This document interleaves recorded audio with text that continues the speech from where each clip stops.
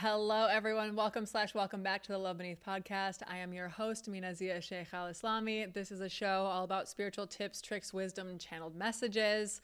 Before I get into it, if you're watching on YouTube, please like the video, subscribe, leave a comment. If you're listening, please follow the show and leave me a review. I would so appreciate it. And thank you to everyone who's been commenting.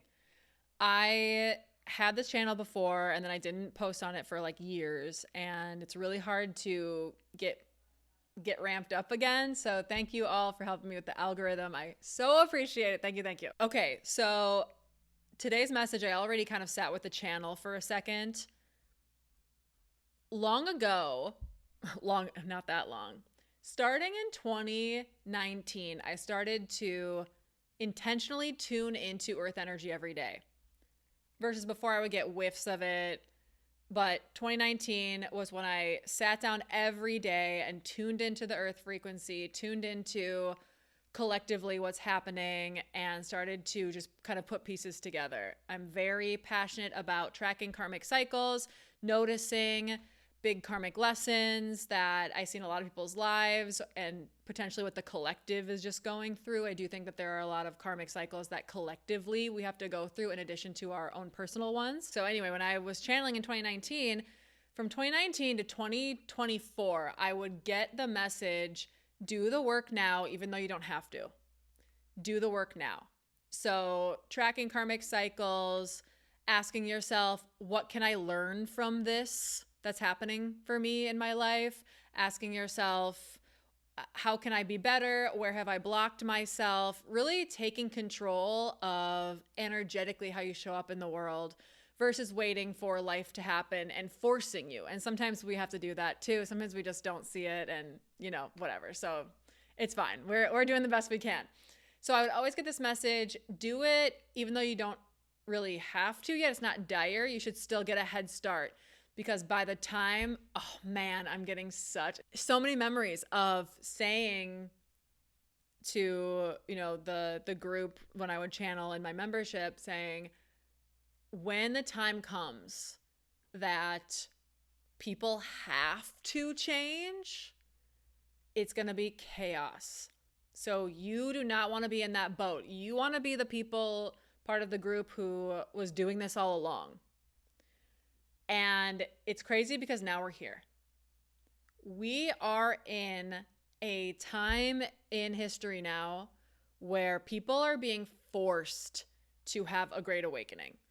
People's awakening is getting forced on them from the external reality versus if you're listening to this or watching this, you've probably had multiple situations where it was happening within you in a very micro way.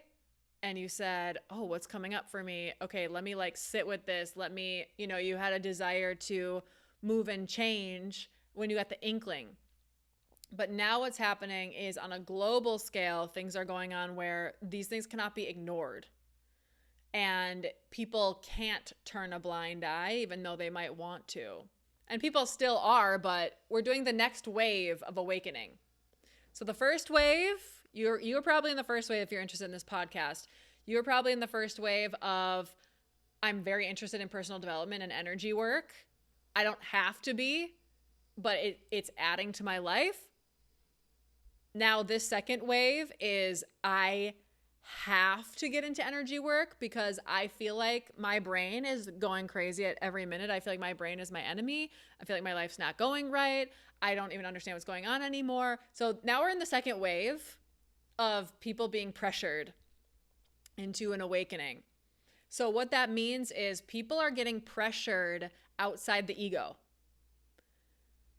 The ego and self-preservation, what we talked about in yesterday's episode, the ego always wants to self-preserve. So the ego will say, oh, don't look at that. Just look over here. Look at your life. Oh, you don't have to worry about these people's issues over here. Yeah, you don't have to worry about, whatever. Just turn a blind eye and live your life. It's okay, no problem. When someone starts spiritually awakening, the intuitive side, the spirit self, begins to speak louder than the ego, self-preservation self. So the intuitive side might say, this isn't feeling right.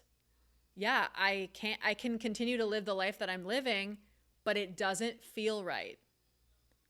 And so this is interesting because we have everyone's from a different background, but it may serve you to be in a certain job or be in a certain relationship because you're getting something material out of it.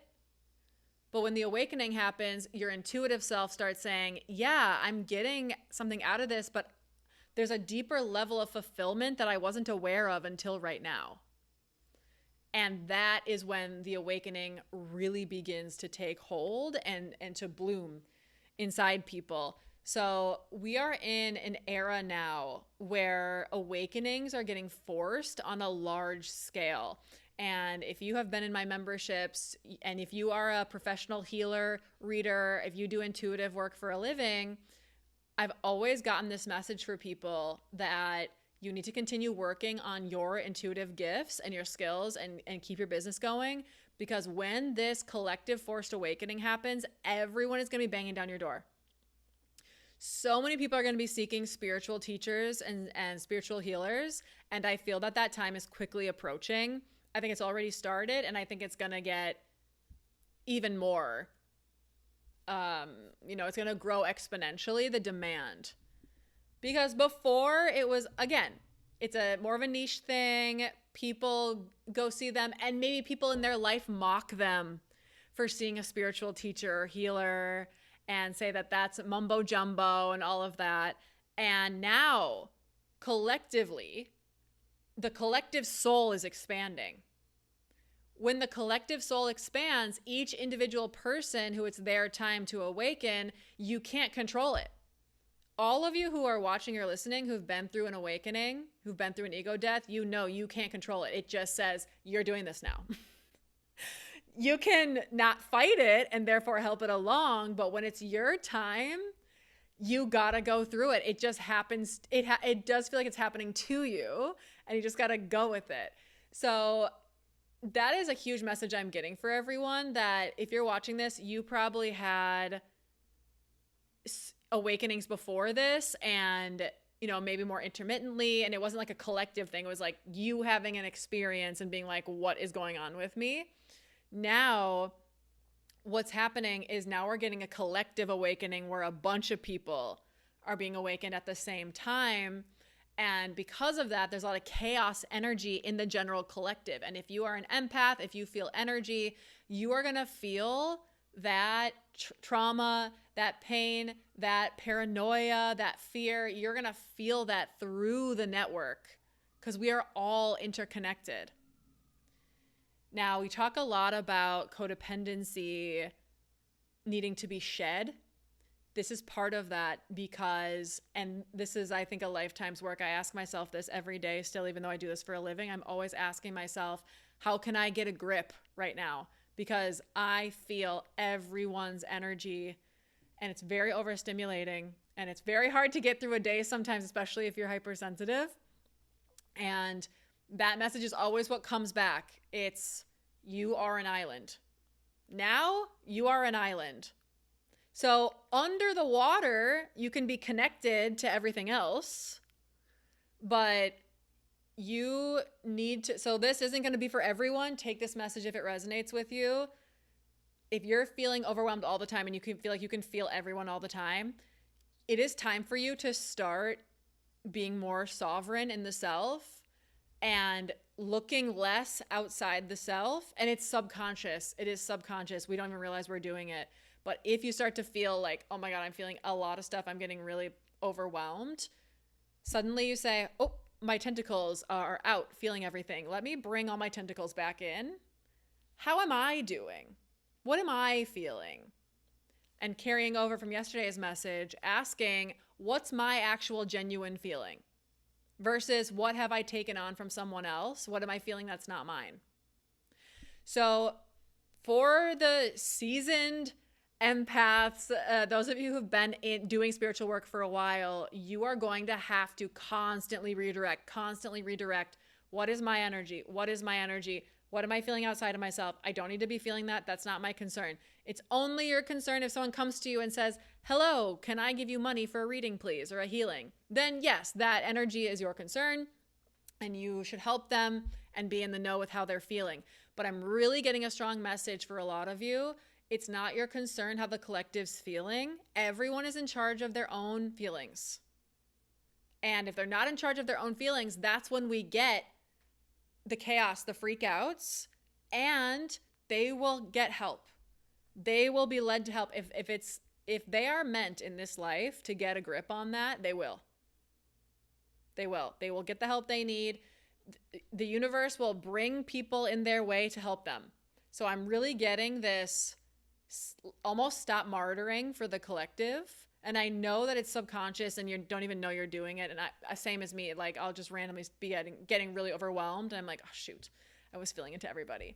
That happened actually just this morning. So it's a constant redirection of how am I feeling? How am I doing? What do I need? Once again, I've said this so many times on this channel, but many of you come from households where the guardians were emotionally volatile, were not in control of their emotions, and you had to maybe parent them. You had to share energy with them so that they could calm down. So you might just subconsciously have that programmed in you where internally you just have arms out like this. You're like, okay, who needs me to soothe them? So I'm getting a message for those of you that resonates with. Bring those arms back in because you need to self-regulate and these people will find their way. And the ones who need to help are the ones that directly come to you. Okay. You'll know the difference. Whoa, that was huge. A lot of your ancestors came through to say that. Okay, so that's the big boy message that I felt. They're wanting me to circle back a little bit. So circling back to our beginning, talking about how it used to be a supplemental thing and now it's a necessity. So spiritual work, energy work, it used to be something we do because we're drawn to it, not because we need to do it. Now I really feel we need to do it. Every day. You need to do your spiritual practice every day.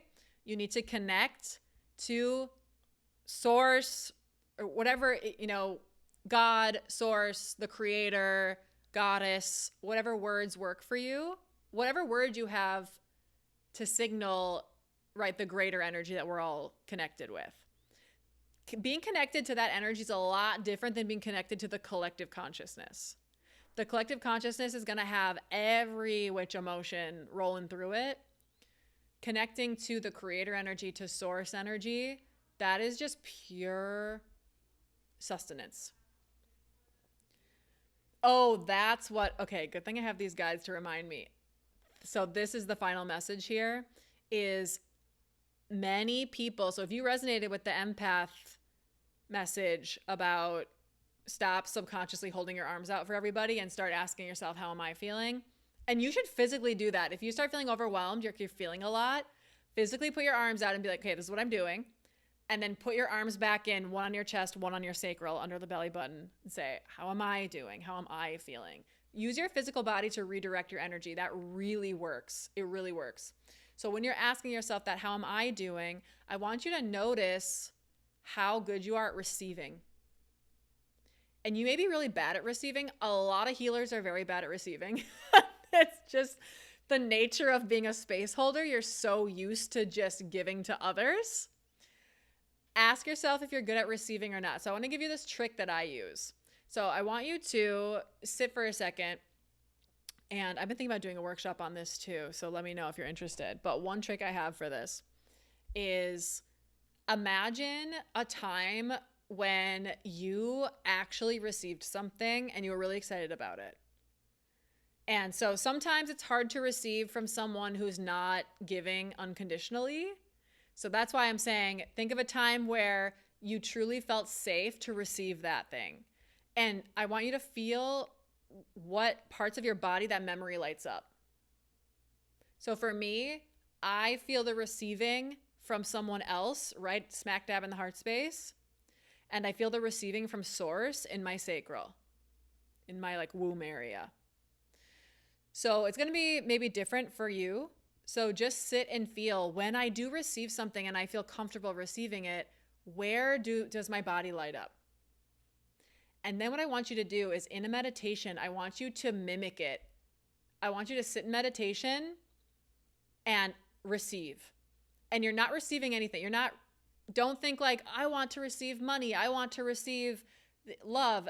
Don't think about stuff or don't think of the what.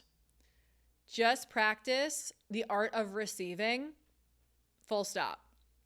So I know that sometimes it's hard for the brain to wrap itself around that. But if you can reduce the skill to just feeling that part of your body lit up and just receive energy, like just feel yourself receiving energy and that's it.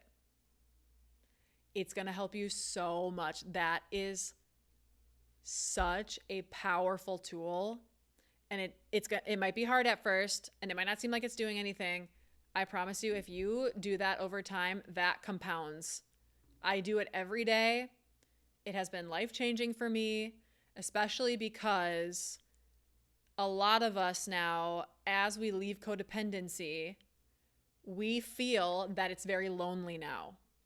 And it's not actually lonely. It's only lonely because we think connection is supposed to be codependent and self-abandoning. So then, of course, when you're independent, it feels like you have no one. So when you practice the art of receiving just to receive, then what happens is you're always giving to the self. So when you're in situations where you feel left out, when you're in situations where you have to let go of a friend or a partner or whatever's happening, whatever loss is happening, it's way easier to do it because you're still feeling the receiving happening. And so you'll slowly start to teach your body, I'm not receiving from the outside world. I'm receiving, my body is doing it. When you're gifted something from someone else, you're not actually receiving energy from that. You're just being reminded of your own receiving energy inside. So practice just the feeling of receiving. I feel like I have to do a workshop on this too. Let me know in the comments. I know I have so many things where I'm like, let me know if you want a workshop, but I'm feeling like we need to do this. Okay. That is the message for today. Thank you all so much for being here. Once again, leave a comment if it resonated with you. Like the video, subscribe, like the show, follow the show, do all the things. Thank you, thank you, thank you. I love you all. Thank you truly from the bottom of my heart for being here. This is my absolute dream to have a daily spiritual show. So thank you, thank you, thank you for actually allowing me to make it happen. And yeah, I'll see you tomorrow. Bye.